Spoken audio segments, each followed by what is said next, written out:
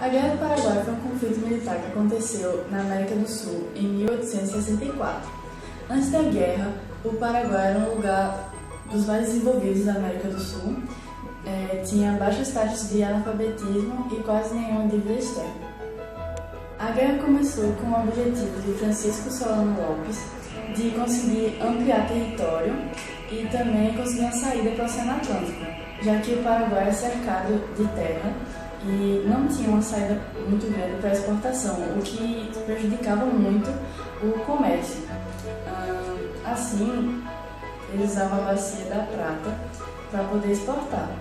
Mas como pertencia à Argentina, ao Brasil e ao Uruguai, aconteciam muitos conflitos. O Paraguai vinha até então com política isolacionista, o que mudou com Solano Lopes, que enfrentava dificuldades econômicas, já que não conseguia escoar sua produção, e visou então a Bacia do Prata, que abrangia o Brasil, o Uruguai e a Argentina.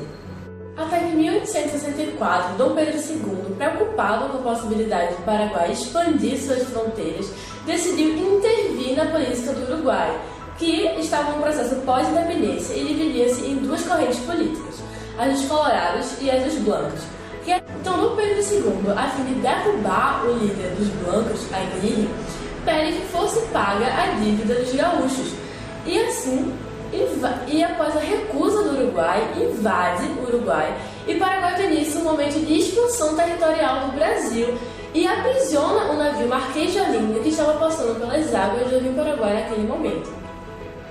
Em dezembro de 1864, Solano invade Mato Grosso a fim de conseguir um acordo com o Brasil, o que não ocorre, e o Partido dos Colorados assume o poder no Uruguai com o apoio do Brasil, e a guerra foi então declarada. Dessa forma, a Inglaterra ofereceu recursos ao Brasil, juntamente com a Argentina e com o Uruguai, já que o Paraguai era uma potência econômica na América do Sul, e isso poderia servir de exemplo para as demais províncias da América do Sul ao seu redor. Ela era independente das nações europeias, o que, do ponto de vista da Inglaterra, era péssimo, era uma ameaça. Posteriormente, em 1865, o Paraguai invade o Rio Grande do Sul e a Argentina.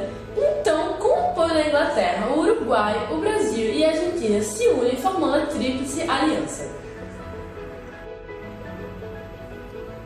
Em 1864, a Argentina, o Brasil e o Uruguai fizeram uma aliança, chamada Tríplice Aliança. Com a ajuda da Inglaterra, eles queriam derrotar o Paraguai. Mas com 3 anos de guerra, o Brasil estava sofrendo muito, com falta de alimentos e epidemias. Assim, Duque de Caxias começou a liderar as tropas brasileiras.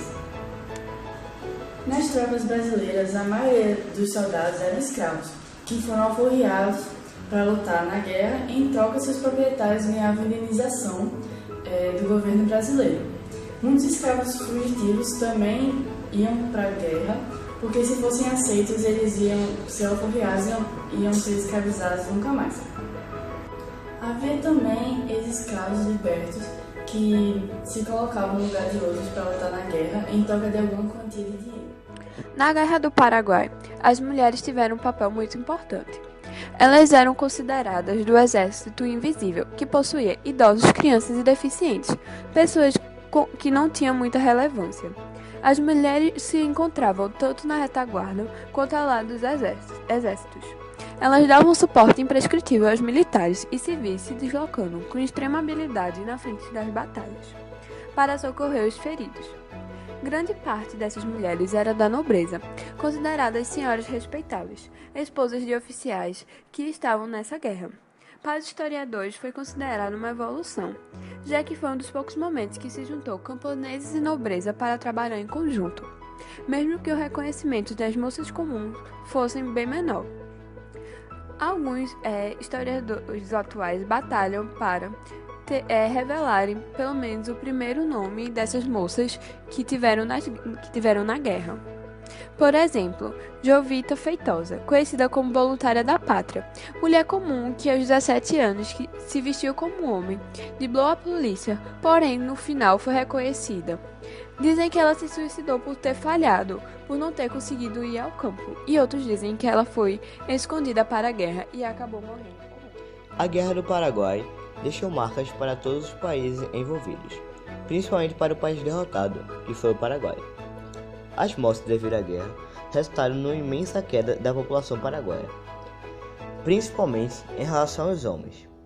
Por conta disso, houve uma grande decadência na indústria paraguaia, e o país se tornou mais um comprador dos produtos ingleses e acabou criando uma dívida com o Brasil, que só foi perdoada no governo de Getúlio Vargas em 1943. A guerra também não gerou muito lucro para a Argentina e Uruguai.